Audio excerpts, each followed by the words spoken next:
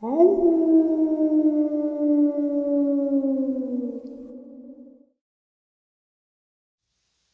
greetings and salutations, everyone. I hope everyone is doing well today, and do I have an upload for you. Before we jump into it, a couple quick links.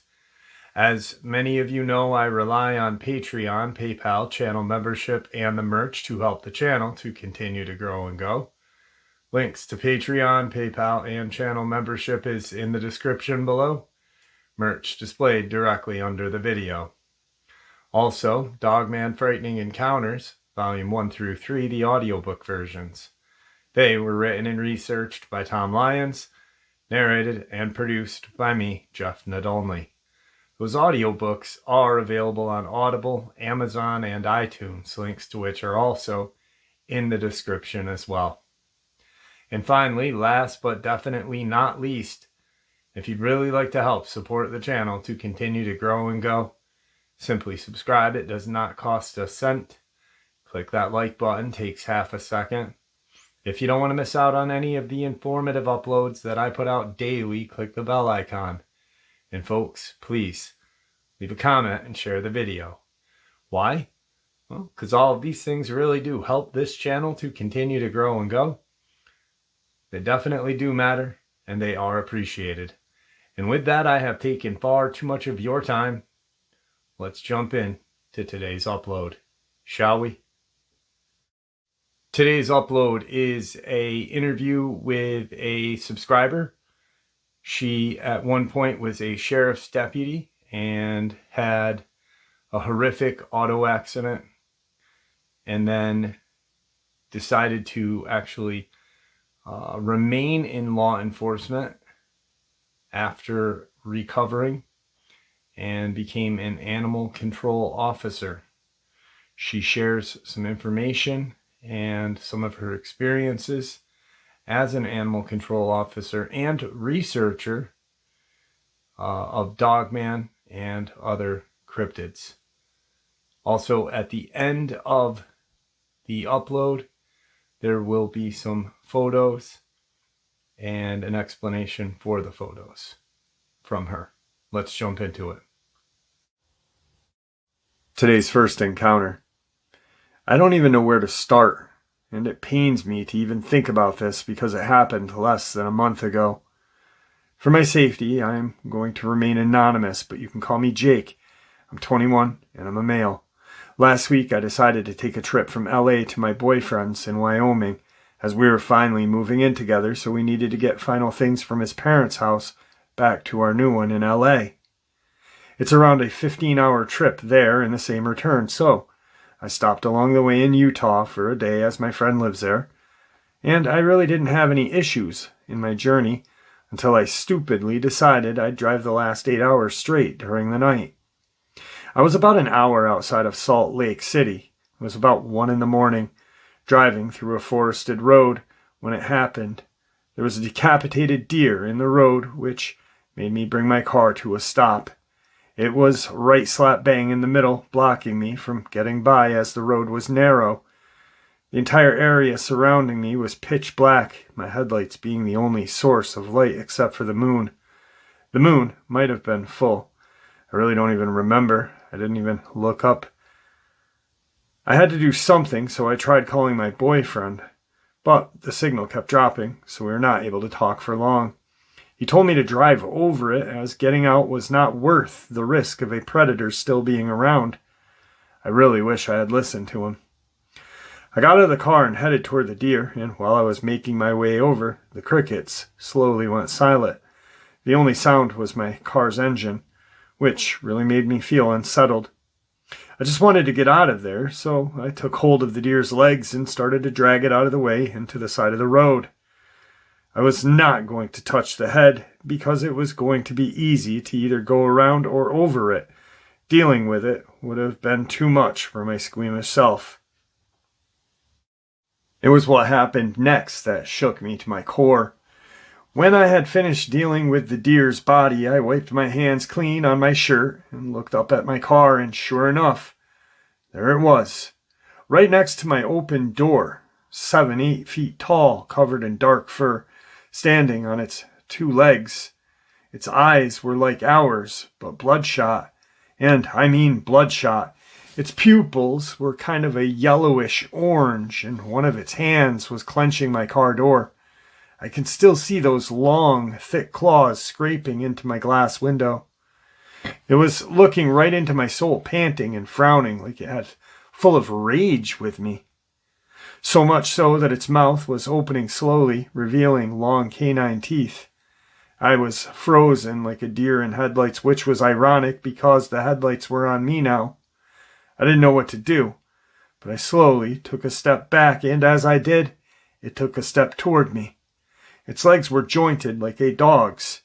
This thing didn't look like a standard werewolf that you'd see in the movies, but more like a wolf man or Dogman. It was unlike anything I could have imagined. At this point, I was panicking. I genuinely thought I was going to die this night, alone and afraid. When I took one last step back, it charged at me with the most deafening roar I had ever heard in my life. So much adrenaline was running through me that I swerved when it was about a foot away from me, and it tried to swipe me with its claws as I did this. It turned over to the floor, and so did I, but it gave me the opportunity to run back to my car, get back in, and step on the pedal faster than I ever did before. I had to pass this creature as it was now back where I had just found that deer, but I did not care about hitting it. I just wanted to be out of there. The beast lunged at the car as I passed by it, which caused the whole car to shake, but by now I was already ramping up speed, and after 20 minutes of going way faster than I should have been going on a road like that, I was clear and back onto the freeway, at which point I felt safe and was able to call my boyfriend. I was frantic and could barely speak a word, and he was just as upset as I was after hearing about what just happened. I called the police after that, and they said they would send a few rangers down to that road to investigate, and that they had reports from other people passing through that very same road that very same night. Of course, I didn't hear anything back after that. I have always been a fan of horror, but I never ever considered anything like this to be real. I don't even know if I still believe it was real. I sit up at night trying to come up with any other reasonable explanation for that evening. The only thing I know is that if I hadn't swerved out of its way that night, I probably wouldn't be here to share it right now. Tonight's second encounter. I was told that I had seen a Dogman, so I'm here to share with you what I experienced. I have never heard of Dogman until someone commented about it, so I'm hoping you guys can confirm that what I saw was, or maybe even possibly another entity. I live in rural Florida. This happened a few weeks back. I was driving by myself at around midnight. I came to a stoplight where there's a cemetery on the right and a new apartment building on the left. This particular light is extremely long since it's not activated by sensors when you pull up to it. So I'm waiting for a few minutes, and all of a sudden I instinctively look behind me. I felt like someone was watching me intently. About 30 feet from where I was waiting for this light to change at this bus stop beside me, right in front of the benches where you would wait, I see this huge figure that looked like a wolf or a giant dog. I'm staring at it, thinking to myself, wow, that's an enormous dog. All the while, I start getting goosebumps. I feel my heart start racing, and I cannot figure out why. I start to feel evil thoughts in my head. I say feel because I couldn't make out what the words were being said. I just remember while I was staring at this creature, I felt like it was mocking me, laughing, or challenging me. Then I see the figure stand up on two legs while staring in my direction. It stood up and was suddenly taller than the top of the bus overhang. But it did not look like a human. It looked like an animal just standing on two legs. Meanwhile, I'm waiting for this damn light to turn green. And keep in mind, there's lights all around that bus stop, but this figure was pure black. So the figure stood on its hind legs, And now I'm looking at this huge dog with an alpaca neck and body. It looked really girthy. I see this thing continue to stare in my direction, and I think to myself, okay, this is really weird, but even if it's my imagination, it's going to disappear when I start driving. The whole time I'm feeling panicked, and I hear in my head, run, but I can chase you. I skirt out of the stoplight. It's still friggin' red, but I didn't care at that point, and drive away as quickly as I can. And then I look behind me as I'm driving. This friggin' figure is sprinting full speed on all fours. It looked like a deranged wolf chasing me. I felt pure panic as I'm speeding away. Maybe out of instinct, I yelled, "I have God with me. You can't hurt me. Nothing can hurt me. I am protected by my angels and by God." Paraphrasing here. It was at that point I realized that I was feeling like I'm being choked, because after I said that out loud, I felt like I couldn't breathe. I didn't feel like I was being chased anymore, and when I looked back, the thing was gone. The total time I spent at that light was maybe 3 minutes. The light takes 5+ minutes to turn green, and when it stood on 2 legs, it did look like an animal, but with human-like mannerisms, and its legs were human-like as well. Let me know what you think, and thank you for allowing me to share. Alright guys, this next part of the upload is a recording from a subscriber about 3 years ago. I've held on to this recording for that long. Didn't really forget about it. I knew it was there. I kind of waited and hoped that she would come on and share a lot of her research experience and experiences she had while she was a sheriff deputy out of North Carolina. I'm going to leave her anonymous. I'm not going to share any locations because I know that she definitely wants that. She was hurt in the line of duty in a very bad car accident, broke her back, became a animal control officer in the same region. Actually, during this recording, she's actually driving, recording and talking about Dogman, and a lot of very interesting information, stuff that back 3 years ago, I was just learning about. And she, of course, like I said, researcher, her friend, and her are the people that are responsible for sharing that photo of a supposed baby Dogman in a tree on a kind of island in North Carolina off a lake. She's been to Bladenboro, researched the beast of Bladenboro. Just a really nice person, and she shares a lot of great info during this recording. So check it out. I hope you guys like it as much as I did. I want to talk to you about just the observation I made, and I'm pretty sure everybody out there has made this. I just want to talk about it.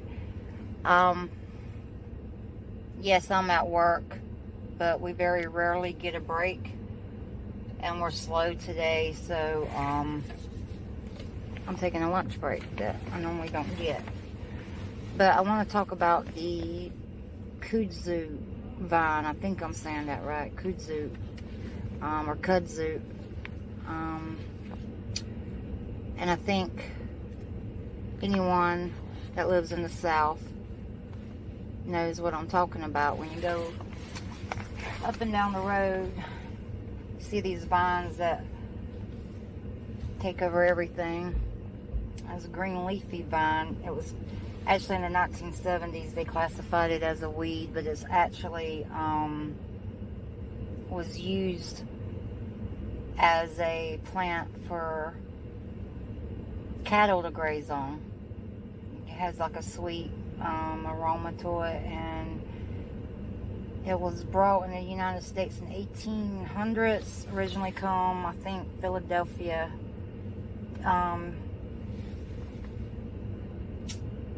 It come from China, and they had they made a garden or a show of culture in China, and this Kudzu was put in that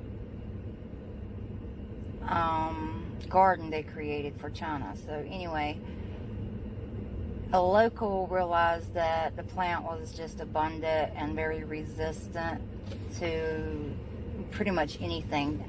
Now the roots on this can go up to 7 foot deep, and some ball of the roots have been known to weigh up to 400 pounds. The roots are very important. I'll get to that in a minute. And you're probably wondering why I'm putting this out in the Dogman, Bigfoot, crypto world. You'll see in just a moment. Let me see if I got a call. Good first, 11, can I click? Yes, well, thank you. So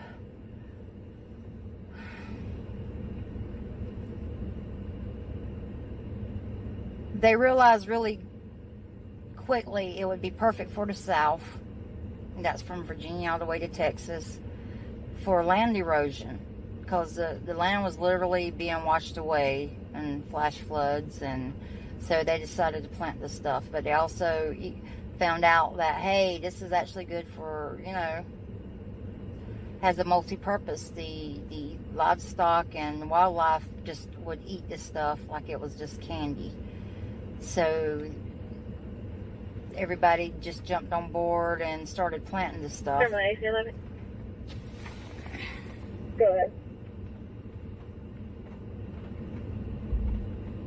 That last call, the caller back. Did she miss the call?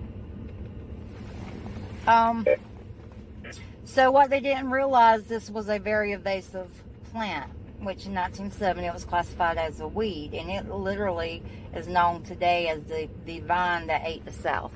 Okay, so this vine is actually an extraordinary vine, and if you drive down the road, especially in North Carolina, pretty much anywhere in the South, but I can speak from North Carolina because I'm from North Carolina, and that's where I do my field research at. When you see driving down the road, like anywhere in the state, you see this green wall of a vine that just consumes everything. I mean, even the public utilities constantly are fighting this vine. And the thing about fighting this vine and it being so intrusive to the area, the roots can be dormant for up to 10 years, and all of a sudden one day they decide, hell, I want to grow again, and they grow. And you thought you had a problem under control, and I believe the Forestry Service said it consumes about 150,000 acres a year. And I know NC State did a study on it and said it weren't that invasive. But honestly, if you drive down the road, it would be like, okay, where are you getting your studies from? Because, I mean, it's like, boom, there's a green wall of kudzu vines. So let's look at the municipal principles of this. It's a Chinese herb. This herb, the roots, which is a starch also, is used to fight diabetes, heart disease, to improve circulation, to treat alcoholism, blood circulatory circulation, skin issues, which I need some of that then, digestive system, upset stomachs, pain, dizziness, dehydration, I've already said, these heart disease. So this vine is incredible.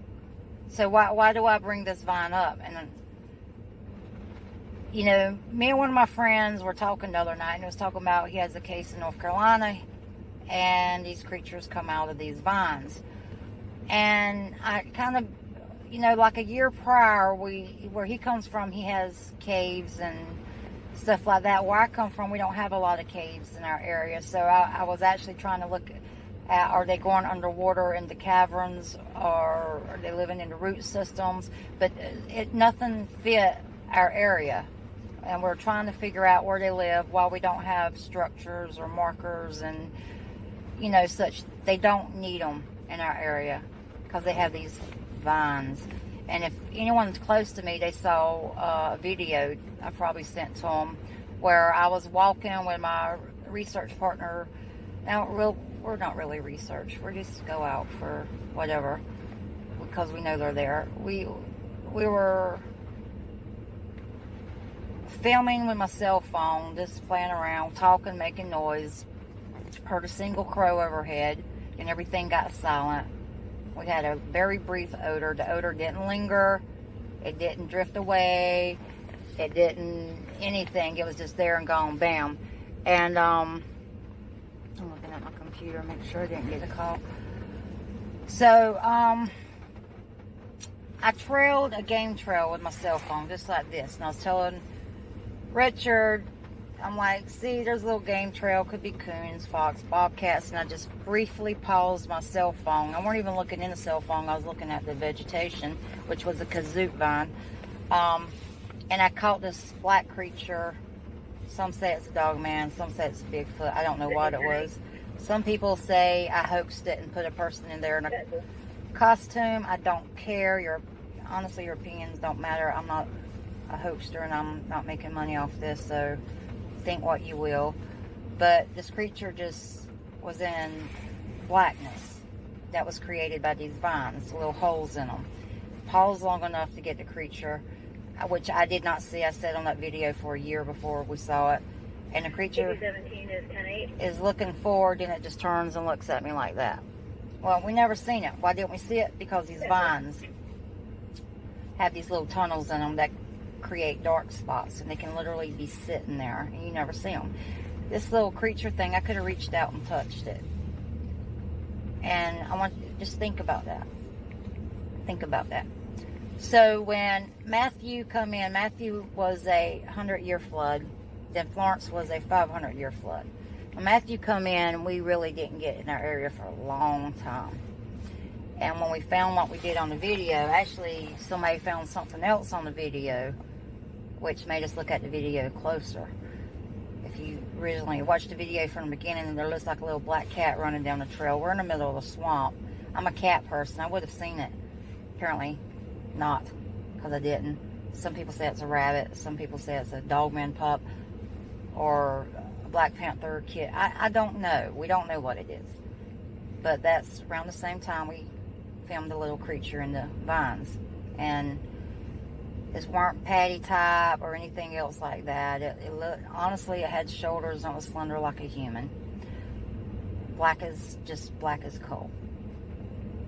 So we couldn't figure out how we didn't see it and how they flanked us that day, because we got flanked. And when the flood come through, everything died. All the vegetation, all the greenery was gone. And when I remember when we went back in there, we're like, you know, what the hell?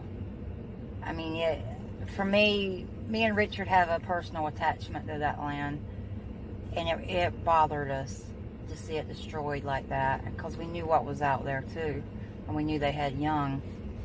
Just didn't know which category it would fall into. And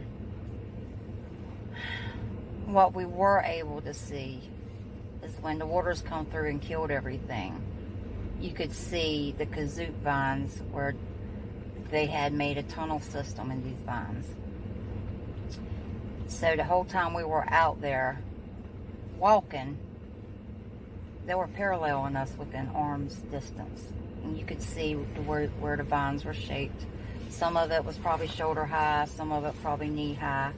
And if you think about that, and when people say, well, you have lack of structures or markers in your area, therefore you must not be hearing or seeing what you're seeing, I don't agree with anyone that would say that, because they don't need markers and they don't need structures. And you've got to do is sit in those vines. If you stay still enough, food's going to come to you. And not only that, if you get hungry enough, you can eat the damn vine, dig up the root, and it's a miracle cure to whatever ails you. So when we're looking at their lifespan, whether it's anything crypto, Bigfoot, Dogman, werecat, I'm actually looking at werecat now, but what they're taking in is giving them their longevity. If you're craving a root, if you're eating a root and eating the leaves of this plant and it's beneficial, what the? Yes, sir.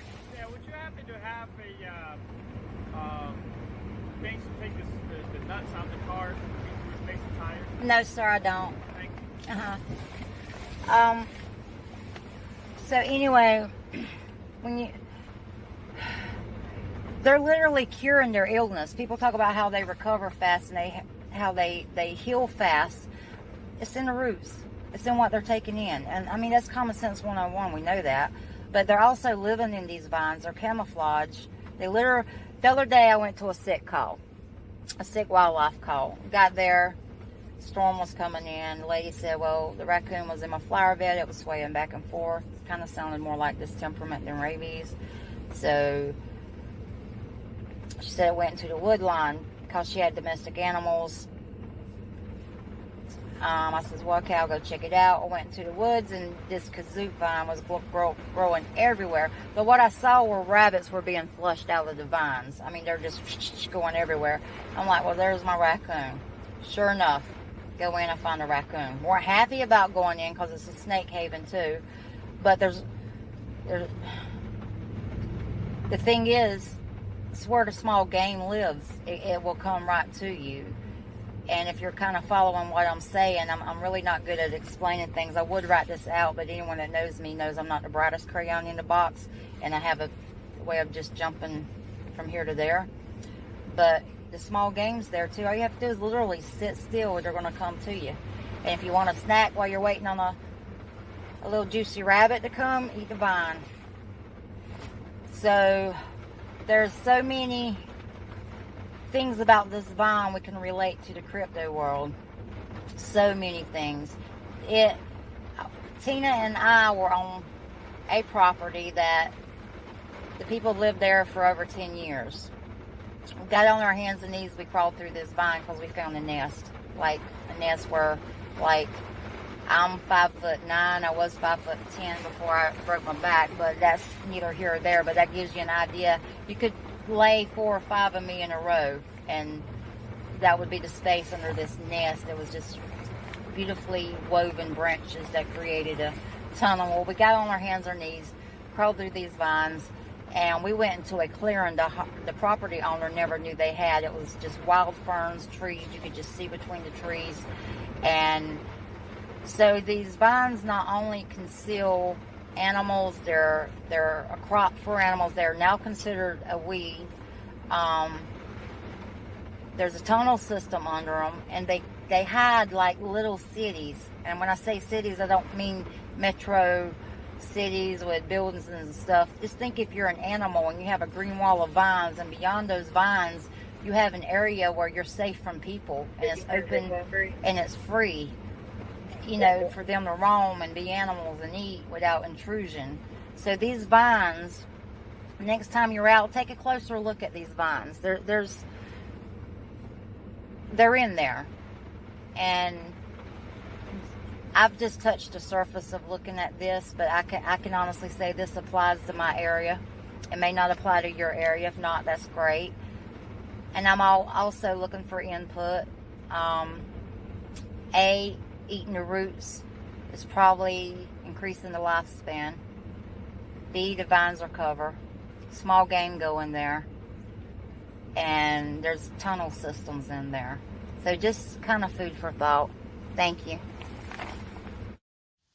All right, guys, a lot of just great information and ideas / theory right there. From a person that, you know, just reached out one day to me. Well, she was on duty and in her animal control vehicle and recorded that. There's actually a video of her looking at the camera, but like I said, anonymity is a key. I will never break anyone's anonymity. I really do hope someday I can have her on to share a lot of this great research experience that she's had. Because, like I said, she's been all over North Carolina, South Carolina, Bladenboro area, just looking for answers like we are. So, with that, let's jump into today's next encounter. It was the summer of 2011. My mom thought it'd be a great idea to visit my granddad at the trailer park where he would be staying during the summer. It's not that I wasn't an outdoorsy kid. I loved being outside. I always visited my grandfather. But there were not many kids my age. However, this year would be different. When I arrived at the trailer park, I saw a friend of mine who I had known since kindergarten. We hung out a little bit and introduced each other to our grandfathers. My grandpa was a man of the great outdoors. He knew the surrounding woods like the back of his hands, including the mountains behind them.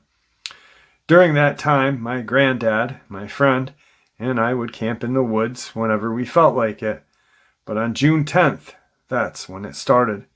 It was early in the evening, and I had decided to go for a little hike. The summer breeze was amazing, and the sound of the rushing river and animals was peaceful. I saw squirrels, chipmunks. I could even hear wolves howling in the distance. I sat on a log to rest, and I noticed the mountain near the trailer park. I always asked if the mountain had a name, and everyone called it Mount Howell. I heard a lot of howling from that mountain and assumed that multiple packs of wolves lived there, which is how it got its name. Then I heard a howl from the mountain. It sounded louder than a normal wolf, as if it belonged to something much bigger. I decided to head back to the trailer since it was getting late. Little did I know this night would be the scariest night of my life. Later that night I was sleeping peacefully to the sound of nature, but everything went quiet, including the wind.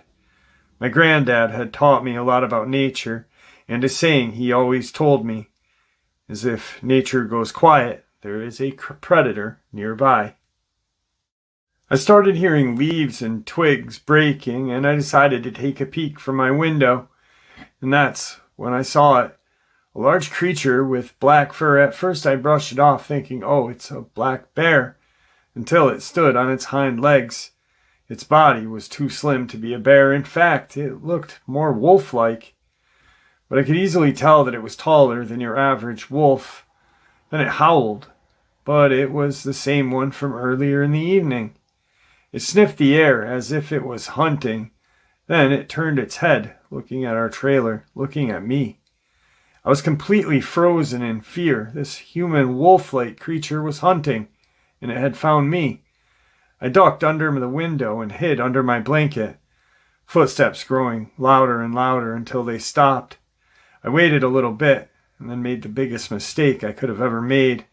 I looked out that window again, and there it was, an above-average-sized wolf with human-like arms ending in sharp claws, a wolf-like head.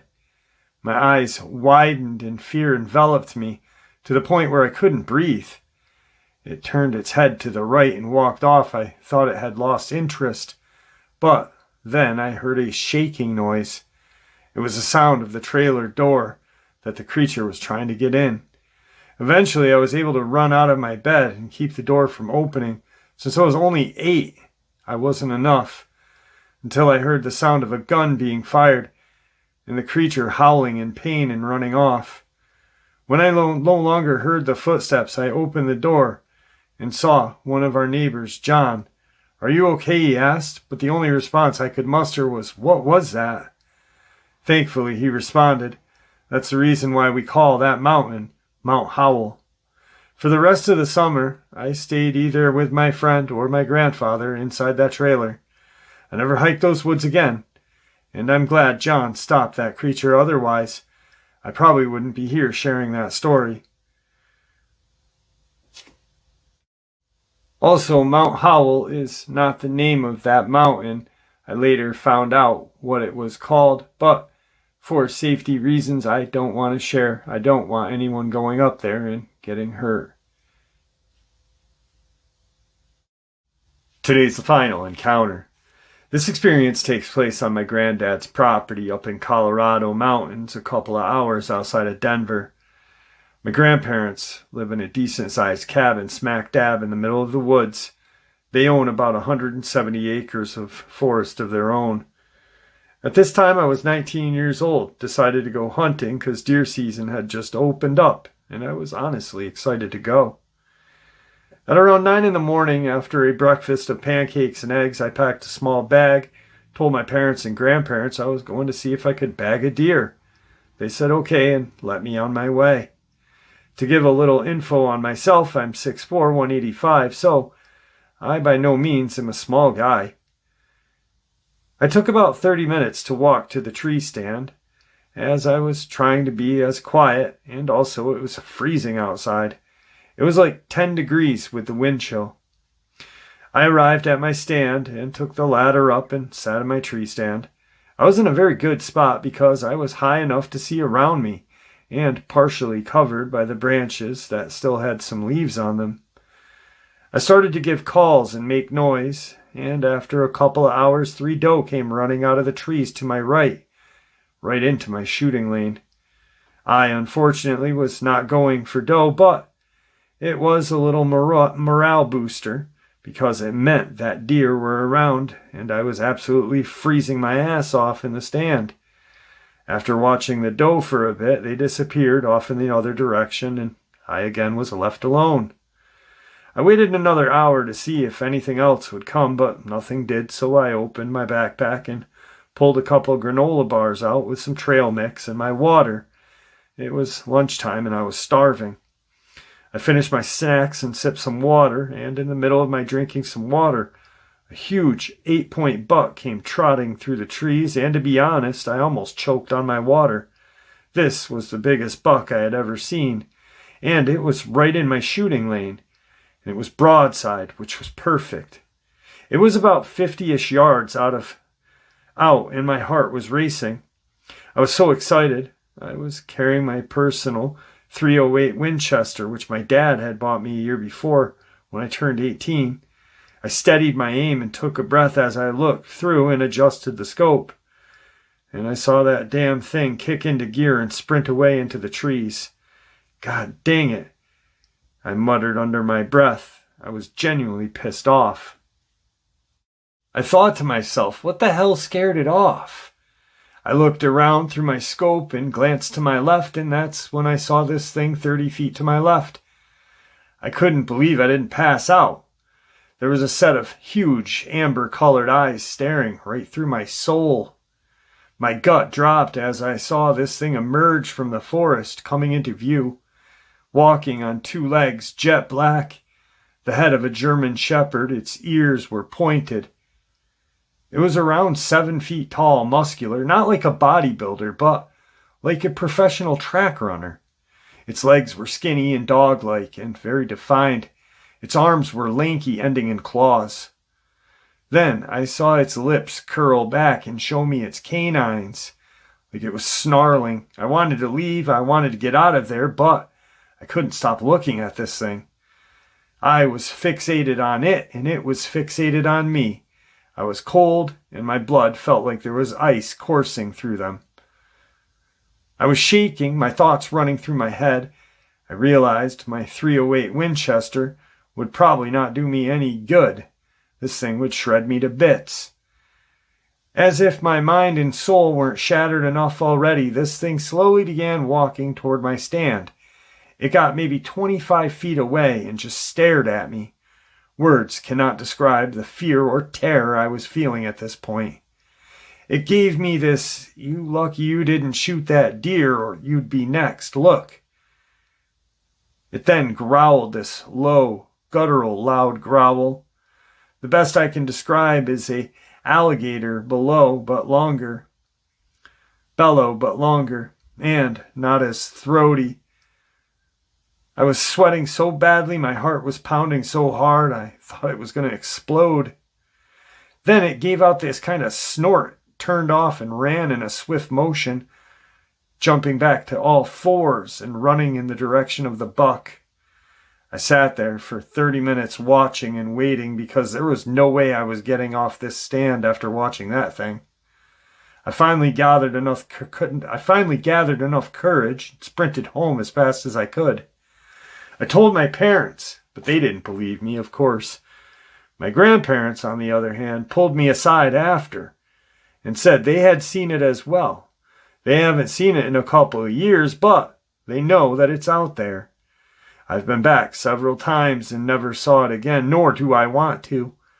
I think of myself as being insanely lucky, and that day I was hungry for deer. I'm glad it was hungry for deer that day and not me. A warning for all those out in the woods. There are some things in those woods that cannot be tamed, so be alert and be careful. Former sheriff deputy, now animal control officer. She's been researching for a very long time. The interview that you heard was done while she was on duty, and she goes out to the Great Dismal Lake. There's some island out there, and she has caught dogmen on that island. The first photo you're going to see is a yellow circle, and she believes that is a young adolescent dogman or a pup, whatever you want to label them as. Check that picture out right now. During her research during her time as a deputy and animal control officer, she drove around a lot. Actually, the interview that you heard, she was driving during that. Now, she believes and has seen these creatures in Kudzu. And the photo you're going to see right now is what she believes to be one of these creatures in an area where kudzu grows. It is an invasive plant. It grows very, very quickly. It is very dense. And she believes these creatures and others, like crawler, dogmen, create tunnels and little kind of walkways to avoid being seen.